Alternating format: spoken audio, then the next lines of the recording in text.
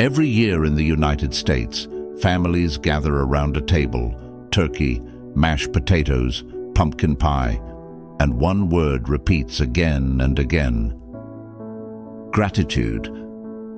But behind this cozy image of Thanksgiving, there's a much more complex story, a story of migration, fear, violence, and identity. And what's truly unsettling is how much that old story still looks like our modern debates about immigration today. In this video, we're going to uncover the myths and controversies of Thanksgiving and draw a disturbing parallel with how the US treats immigrants and refugees in the 21st century.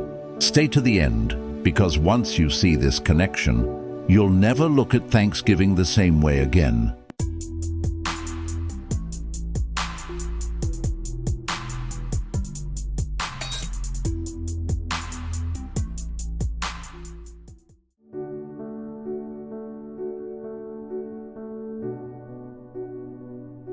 If you grew up with the classic Thanksgiving story, it probably goes something like this. Brave English pilgrims escape religious persecution in Europe, cross the ocean, arrive in a new empty land, nearly starve, but are saved by friendly Native Americans. Everyone shares a peaceful feast together, and from that harmony, a nation is born. It's a nice story, simple, comforting, and also mostly a myth. The real 1621 feast in Plymouth was not a cute school play. It was a tense political meeting between two groups in crisis. On one side, the English settlers, religious refugees who had fled persecution, failed in the Netherlands and were now desperately trying to survive in a harsh new environment. On the other side, the Wampanoag people, a powerful native nation that had just been devastated by European diseases, losing between 50% and 90% of their population before the Pilgrims even arrived. This first Thanksgiving was less about friendship and more about strategy, an alliance of convenience in a world collapsing for both sides. For many Native Americans, Thanksgiving is not a celebration. It's a reminder. Since 1970, Indigenous groups have marked it as a national day of mourning, a day to remember genocide, land theft, broken treaties, and cultural erasure. What the official holiday often hides is what happened after that famous meal. Within just a few decades of the 1621 feast, relations between English settlers and native nations collapsed into brutal wars, including King Philip's War in the 1670s, one of the deadliest conflicts per capita in North American history. Native lands were seized, entire communities were displaced or wiped out. The same people who had helped the settlers survive became obstacles to expansion. And here's the uncomfortable truth. The United States later turned that messy, violent history into a clean, patriotic story. The holiday was officially nationalized by President Abraham Lincoln in 1863 during the Civil War. Not to honor Native Americans, but to unite a fractured country. The complex origins were simplified into a morality tale about gratitude, unity, and God blessing the nation. The result, a national myth where European migrants are portrayed as brave pioneers. Native Americans become background characters or disappear entirely. The violence of colonization turns into a family dinner with turkey. Now, hold that image in your mind, because this pattern of turning real suffering into a simple story of us and them is exactly what we see again in modern immigration debates. Let's strip away the mythology for a second and look at the Pilgrims for what they really were. Migrants, religious refugees. They left England because they were persecuted for their beliefs.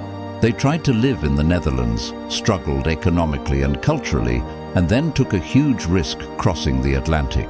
They arrived with no legal visa from the local population, no pre-approved land. They were vulnerable, sick, hungry, and completely dependent on the goodwill and the strategic interests of the people who were already there. In other words, the heroes of the Thanksgiving story were, by today's standards, undocumented asylum seekers. Now think about how many modern refugees fit the same description. fleeing war, persecution, or poverty, crossing dangerous routes, often with children, arriving in a country where they don't fully understand the language or laws, hoping that someone will see them not as a threat, but as human beings. The difference is that in our school books, the Pilgrims are celebrated. Modern migrants, not so much. Fast forward to the 21st century. The United States, a nation built by centuries of migrants, now spends billions of dollars trying to keep certain migrants out. In recent years, we've seen tighter border controls along the US-Mexico border, stricter rules for claiming asylum, policies that force people to wait in dangerous conditions outside US territory, political narratives that paint migrants as criminals, invaders, or economic threats. And here comes the paradox. Every November, the country celebrates a holiday that glorifies a group of desperate foreigners arriving without permission, nearly dying, and being saved by the generosity of the local population. But when real modern foreigners arrive desperate and vulnerable, the reaction is often fear, anger, or rejection. It's as if the myth of Thanksgiving has become a moral shield.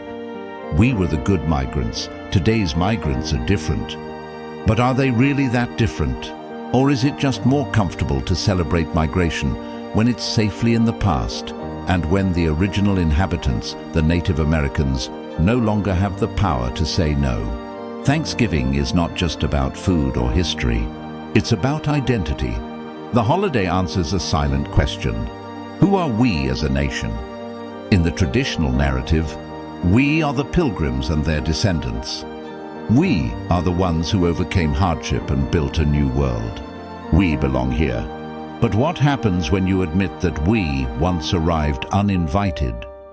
That we benefited from the collapse of Indigenous societies?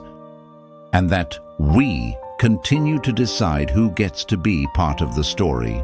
Suddenly, modern immigration debates stop being just about borders or laws. They become about who is allowed to join the we, and who is kept permanently as them. And that's why the controversies around Thanksgiving are so powerful.